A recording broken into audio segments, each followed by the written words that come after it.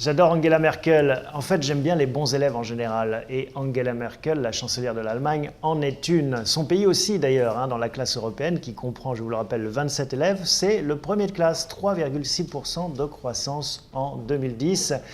Par rapport à la France, eh bien, c'est presque plus du double. En fait, si on ramène ça à une classe d'élèves, c'est comme si Angela Merkel ramenait un 18 sur 20 et Nicolas Sarkozy un 8 sur 20.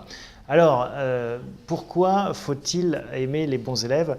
Eh bien parce que c'est comme dans tout, ils travaillent dur, mais c'est payant à la fin. Alors ils n'ont pas bonne presse, ils sont peut-être moins cool que les autres, en tout cas c'est l'image qu'ils donnent parfois, mais si on prend un autre terrain de jeu comme le sport, eh bien la médaille d'or irait à l'Allemagne. Et pour gagner des médailles d'or ou ramener des bonnes notes, eh bien il faut s'entraîner, il faut faire des sacrifices, il ne faut pas aller jouer avec les copains le soir ou le week-end, il faut être sur ses devoirs, à travailler, c'est austère, c'est aride, c'est dur, mais au final, eh bien, ça permet de gagner.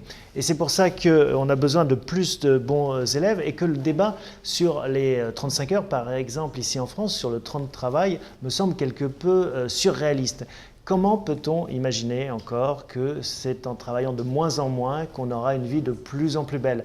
L'histoire prouve que ça ne marche pas comme ça et je pense qu'il est temps vraiment de s'en rendre compte. Ce qui est vrai dans les salles de cours ou dans les salles de sport est vrai aussi en économie.